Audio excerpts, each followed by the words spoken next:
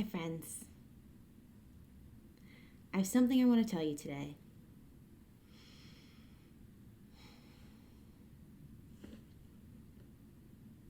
I'm bisexual. I'm bisexual. I'm bisexual!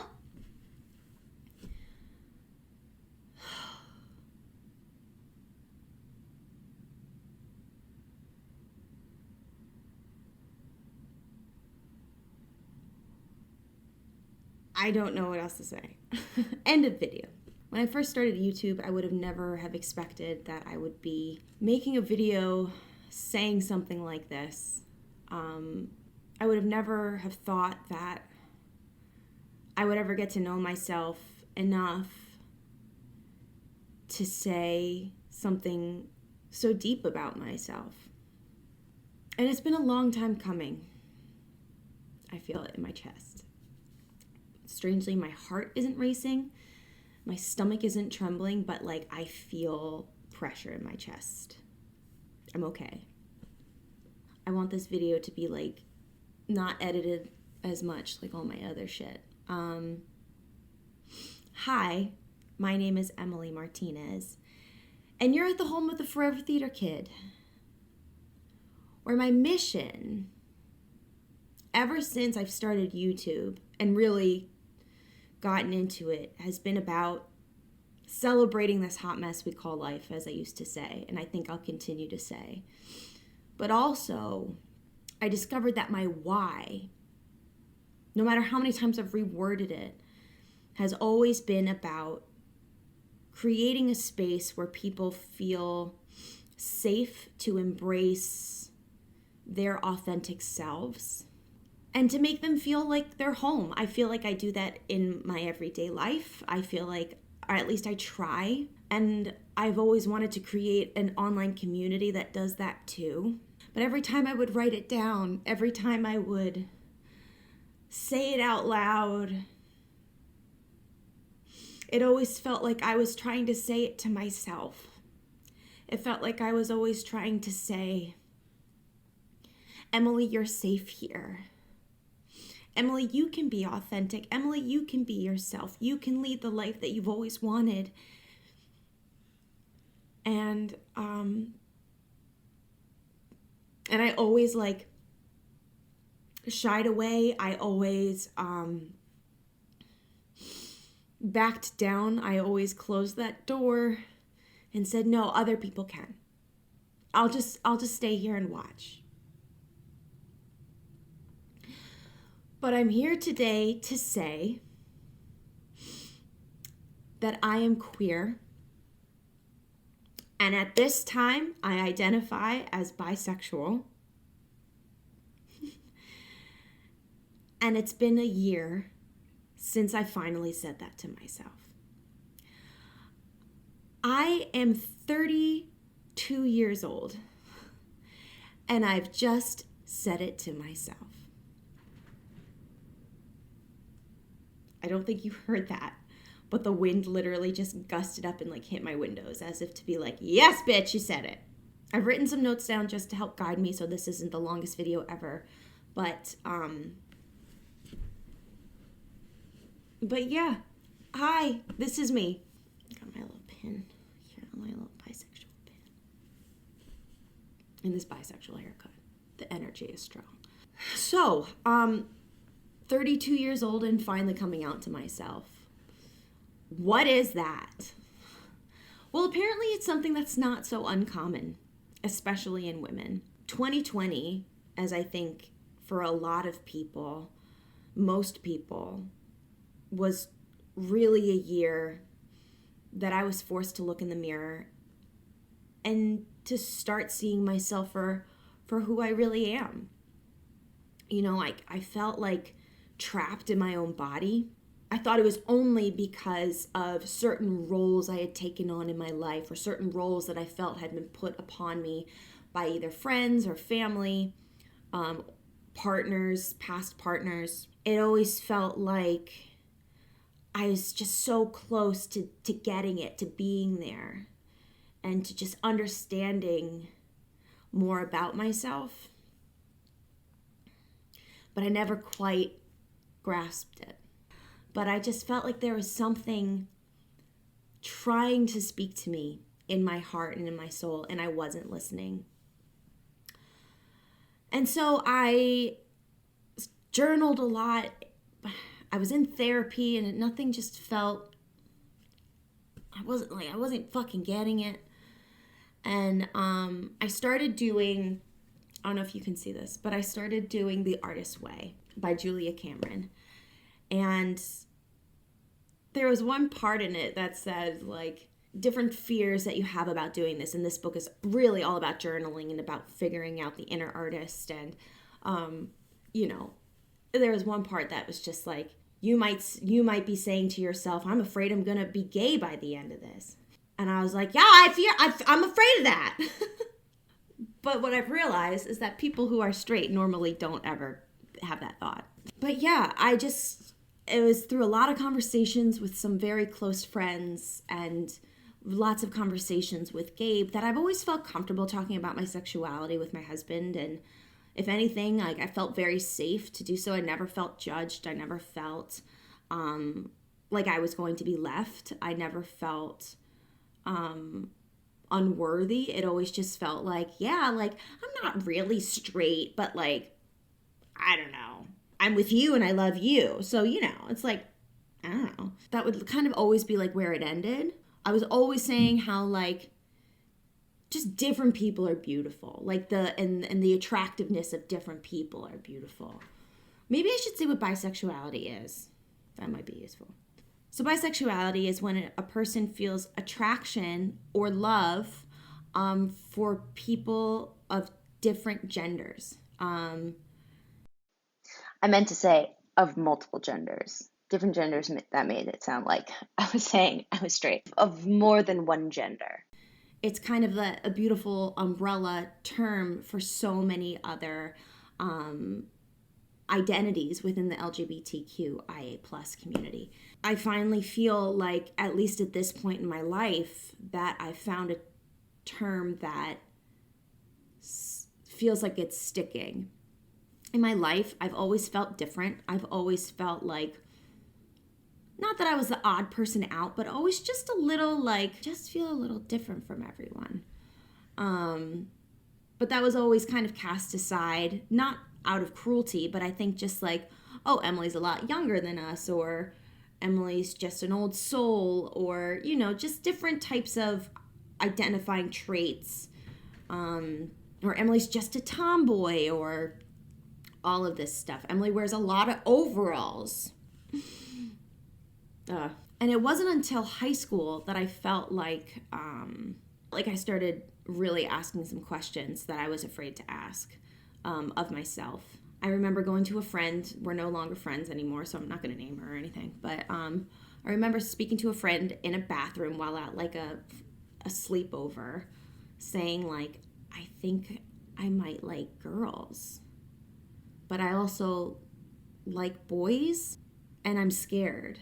I remember just saying that to my friend, and I remember her looking directly in the eye and going, it'll pass. It's not real. You don't. And I'd had a couple of other people in my family tell me that too, if I had mentioned something along those lines. And it just like I just buried it. So by being told a couple of times in my youth that it was just a phase, or that it was nothing serious and it will just pass, that shoved so much down. And, I was raised in the Catholic Church, so that a lot of those structural teachings were very much implemented into my heart. And so there was a lot of shame surrounding anything sexuality-wise, anything physical-wise, anything of the flesh. So, just any type of religious trauma also was being used to push things down. And I didn't really think about it all that much. I think now, in terms of my life, I think that was my brain and my soul protecting me, because I think you're given what you can handle when you can handle it, no matter how hard it is in life. I've learned a lot about that this year, where it's like shit gets really hard and shit gets really, really bleak and dark. But sometimes you're given what you can handle.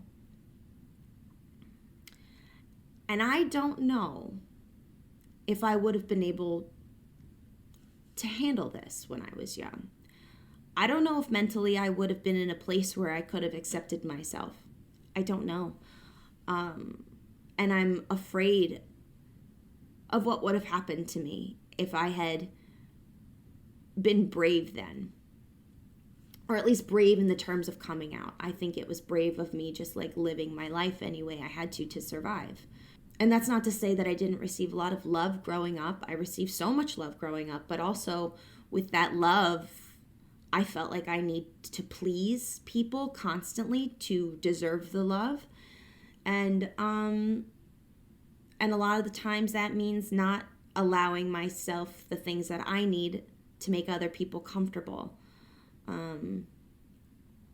I saw in my life that sexuality made people very uncomfortable.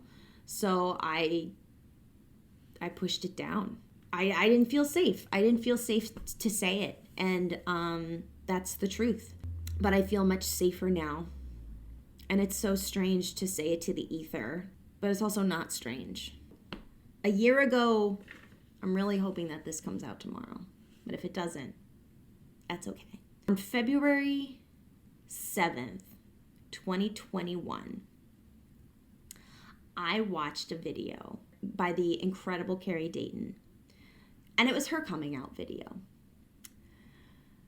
And I think earlier in that week, or maybe a couple of days later, a woman I follow on Instagram and TikTok, Hannah, who's a voice coach, also came out. And I'd seen other videos, and I remember being very, very connected to Ingrid Nelson's video when she came out.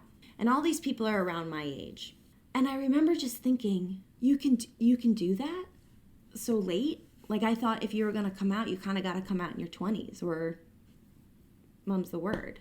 I thought that if you are in a committed monogamous, straight presenting relationship, that like you kind of don't have a place at the table. And I'm here to say that watching those videos of those women coming out or writing those posts on Instagram helped me be seen in the first time in my life.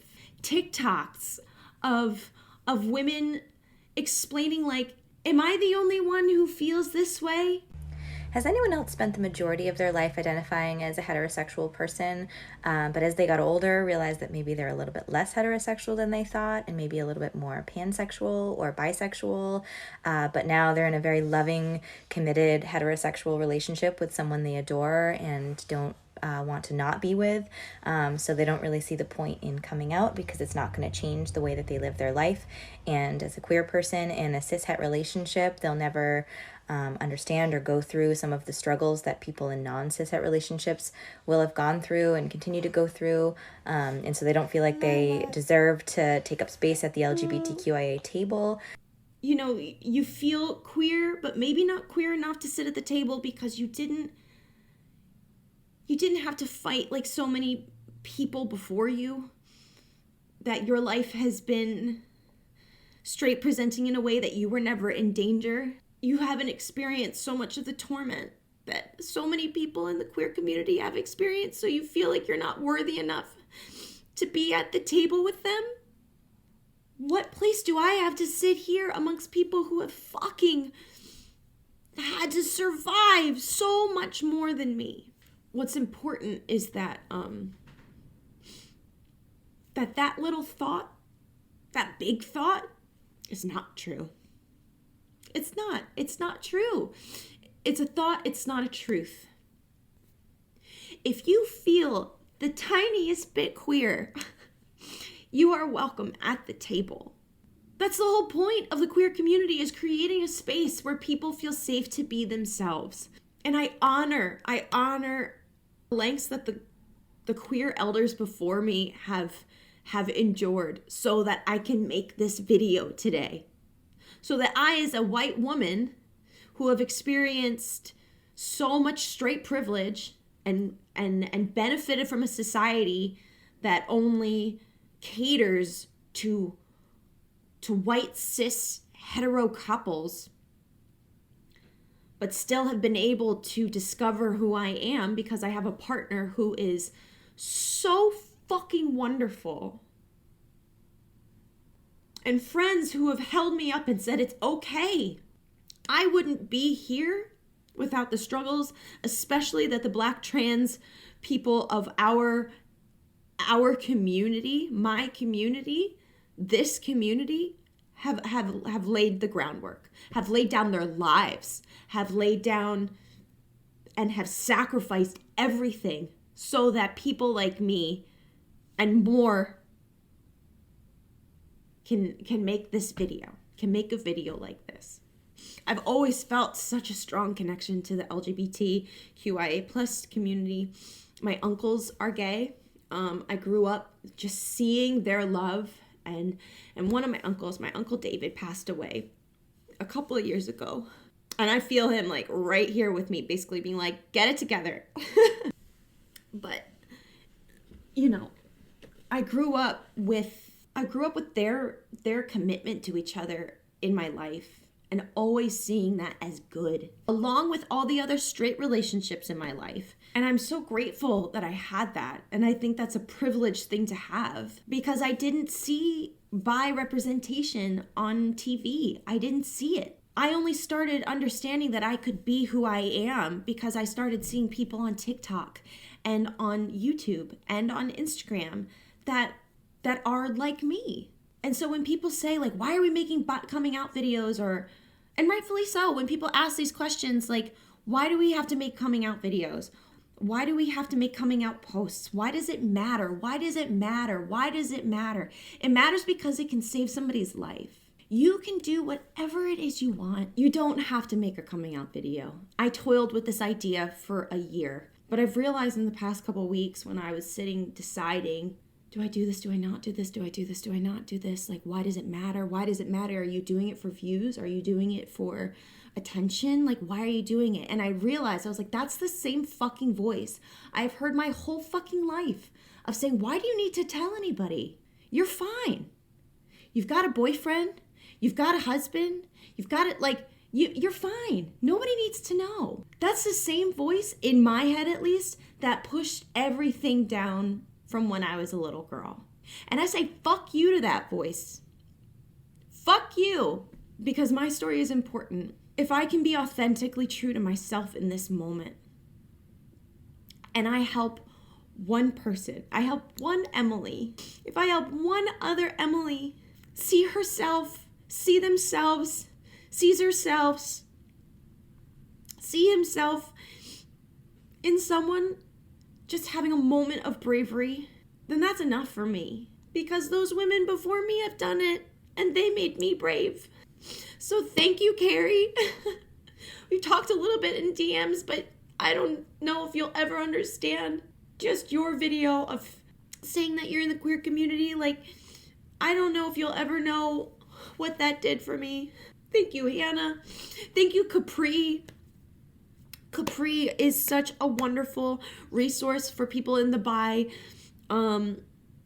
community. They are our fairy bi mother. They just bring us resources and manifestations and words that truly help people that feel like I feel not alone and validated and seen. So if I can do that for just one of you, that's all I want. Because it breaks my heart in so many ways that it took me this long to be this truthful with myself. Because I deserved this when I was younger. But I also deserve it now. And so it's just for me. And if it helps you, then it's just for you. I'm so grateful to the theater community for holding me throughout my entire life.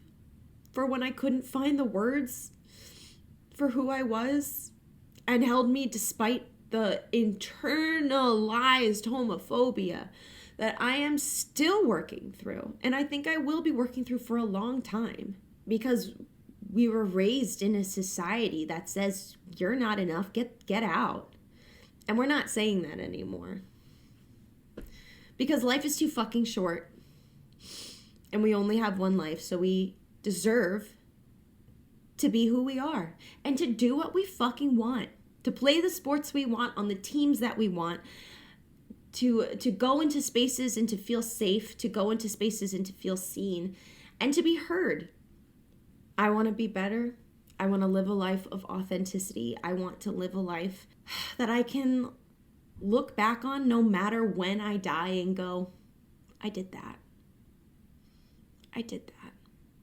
And I did that good. So moving forward, I don't know. This is me. Thank you, Gabe. Thank you to all my friends and family who have been there without question, because love is love is love. Thank you for listening, and I love you so much. I'll see you next time.